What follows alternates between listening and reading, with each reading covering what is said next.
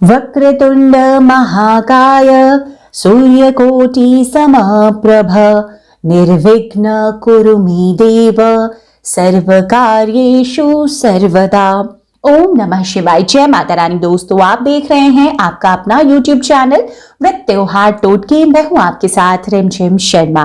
दोस्तों, आज इस वीडियो में मैं आपके साथ आने वाले त्योहार सकट चौथ की संपूर्ण जानकारियां शेयर करने जा रही हूं। साल 2022 में सकट चौथ का व्रत हमें किस दिन रखना है, तिथि कब प्रारंभ हो रही है, कब समाप्त हो रही है, इस दिन किन देवी देवताओं की विशेष और किस प्रकार हमें पूजा आराधना करनी है। इस दिन दोस्तों जो पूजा विधि है सकट चौथ की वो हमें किस प्रकार से संपन्न करनी है, चंद्रोदय का समय क्या होगा, पारण किस चीज से और किस प्रकार से हमें करना है, किन मंत्रों का इस दिन हमें जप करना चाहिए, और दोस्तों क्या दान पुण्य के कर्म हैं जो इस दिन हमें करनी चाहिए। ये सभी जानकारियां इस एक वीडियो में आपको प्राप्त होने जा रही है, तो वीडियो अंत तक जरूर देखें। दोस्तों, सनातन धर्म में माघ माह के कृष्ण पक्ष की चतुर्थी तिथि पर सकट चौथ का व्रत रखा जाता है। हालांकि ये व्रत खास तौर पर उत्तर प्रदेश, मध्य प्रदेश और बिहार जैसे राज्यों में रखा जाता है। साल 2021 में दोस्तों सकट चौथ का व्रत 21 जनवरी शुक्रवार के दिन रखा जाएगा।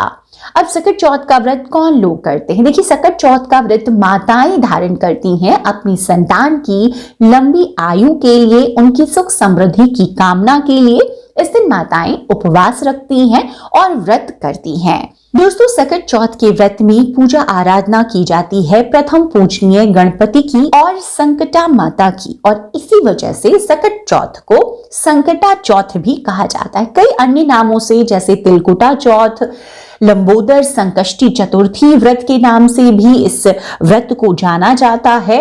इस दिन दोस्तों माताएं, महिलाएं दिन भर व्रत रखती हैं और संध्या काल में भगवान गणपति की संकटा माता की विशेष पूजा आराधना करती हैं, और उसके बाद में चंद्रोदय के बाद में चंद्रमा के दर्शन कर उन्हें जल अर्पित कर व्रत को खोलती हैं।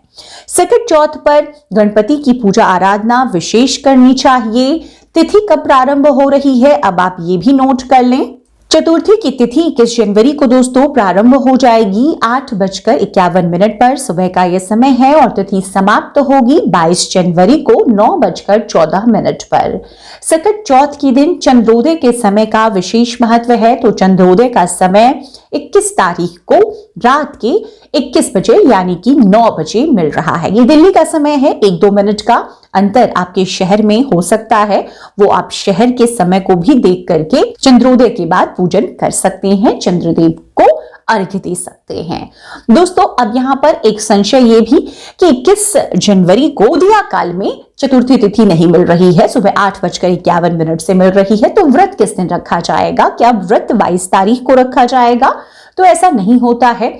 जिस भी व्रत में जिस समय में हम पूजा आराधना करते हैं उस समय का महत्व होता है। तो सकट चौथ में दोस्तों चंद्रोदय का महत्व है। चंद्रमा को अर्घ्य दे करके ही हम व्रत को खोलते हैं, तो ऐसे में 21 तारीख को ही चतुर्थी तिथि में चंद्रोदय मिलेगा, क्योंकि 22 तारीख को सुबह ही समाप्त हो जाएगी चतुर्थी की तिथि, तो व्रत हम 21 जनवरी को ही शुक्रवार के दिन ही धारण करेंगे। दोस्तों, इस बार का जो सकट चौथ है, जिसे हम अन्य कई नामों से जानते हैं, संकष्टी चतुर्थी, लंबोदर संकष्टी चतुर्थी, तिलकुटा चौथ, संकटा चौथ, माघी चौथ, कई नाम हैं जिनसे हम अपने क्षेत्र विशेष में इस व्रत को जानते हैं।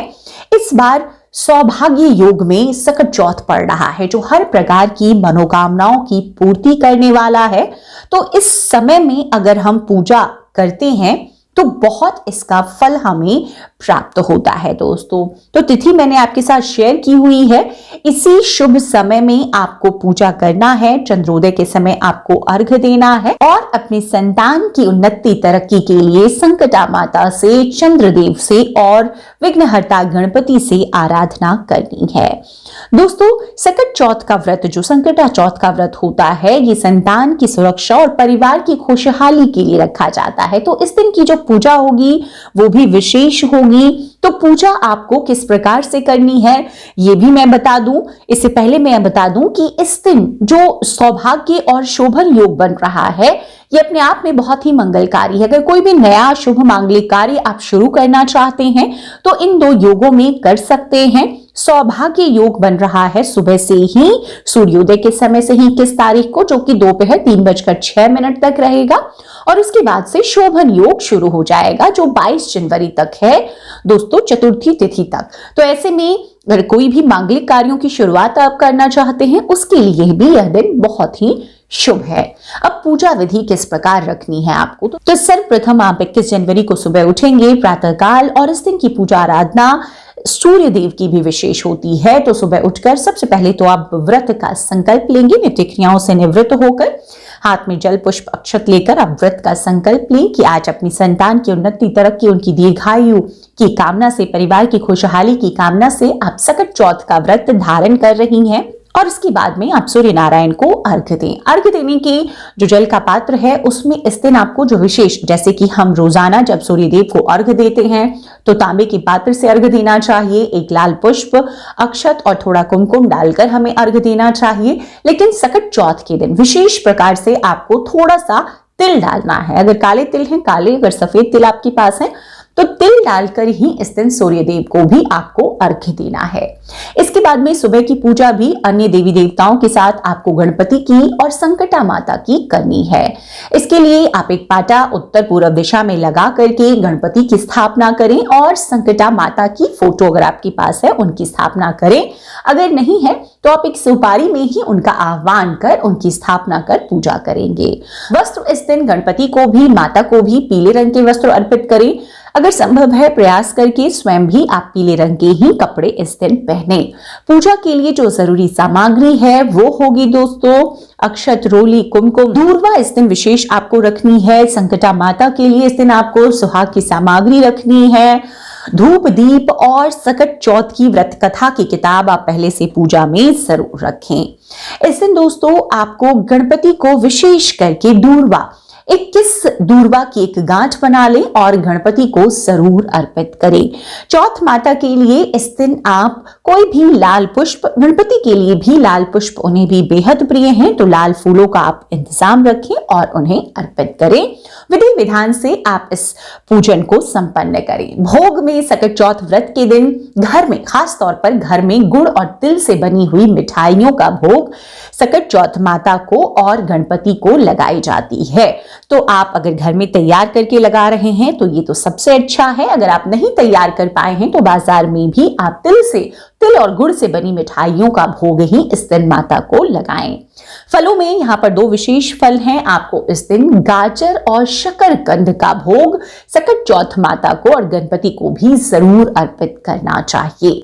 तो दोस्तों इस प्रकार से ये भोग अर्पित कर आप इस व्रत को करेंगे। संध्या काल की पूजा विशेष होती है चंद्रदेव की। तो आप व्रत की कथा अगर सुबह कई लोग पढ़ते हैं, लेकिन अगर आप शाम में पढ़ते हैं तो ज्यादा अच्छा है। सुबह में आप इस तरह से पाटे पर माता को स्थापित कर पूजन कर लें। संध्या काल में एक बार फिर से पूजा में यही सभी सामग्री आपको अर्पित करनी है और सकट चौथ व्रत की कथा आपको पढ़नी है। इसके बाद में चंद्रदेव को अर्घ्य देना है। देखिए वैसे तो हर संकष्टी चतुर्थी में चंद्रोदय का बहुत महत्व होता है, चंद्रदेव को अर्घ्य दिया जाता है। तो चंद्रदेव को अर्घ्य देने के जो जलपात्र होता है उसमें वैसे तो चावल, दूध और मिश्री डाल करके, अगर आप सफेद फूल ला सकें तो वो डाल करके, या गुलाब के फूल भी आप चंद्रदेव को अर्पित करते हैं, इससे वो प्रसन्न होते हैं, तो वो डालकर आप अर्घ्य देते हैं। लेकिन इस दिन आपको चंद्रदेव के जल के लोटे में थोड़ा सा शहद जरूर मिलाना है, थोड़ा सा तिल जरूर मिलाना है और उससे ही चंद्र देवता को भी आपको अर्घ्य देना है। इसके बाद में दोस्तों आप आरती पहले भी कर सकते हैं कथा के बाद, और बाद में भी आप आरती कर सकते हैं। चंद्रदेव के निमित्त भी इस दिन आप एक दीपक जरूर लगाएं। इसके बाद इस पूजा को संपन्न करने के बाद में आप इस व्रत को, कई लोग क्या होता है कि इसी दिन व्रत को गुड़ और फलाहार से खोलते हैं। गुड़ और जो आपने तिल से बनी हुई मिठाई भोग में लगाई है उसी से व्रत को खोल लेते हैं। और कई लोग मीठा भोजन भी करते हैं सकट चौथ के व्रत में, संकष्टी चौथ के व्रत में, तो वैसा भी कर सकते हैं जिस प्रकार से आपने नियम लिया हुआ है।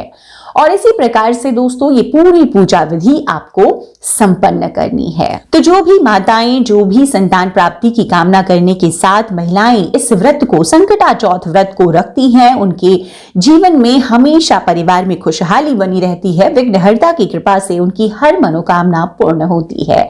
उम्मीद करती हूँ वीडियो में दी गई ये सभी जानकारियां आपके लिए उपयोगी साबित होगी। वीडियो अगर पसंद आए तो लाइक जरूर कीजिएगा, आगे अपने दोस्त परिवार मित्रजनों तक जरूर शेयर कीजिए। चैनल पर अगर नए आए हैं दोस्तों तो इसी प्रकार की जानकारियों के लिए चैनल को सब्सक्राइब भी जरूर कर लीजिए। वीडियो देखने के लिए बहुत बहुत शुक्रिया। जय माता रानी, हर हर महादेव।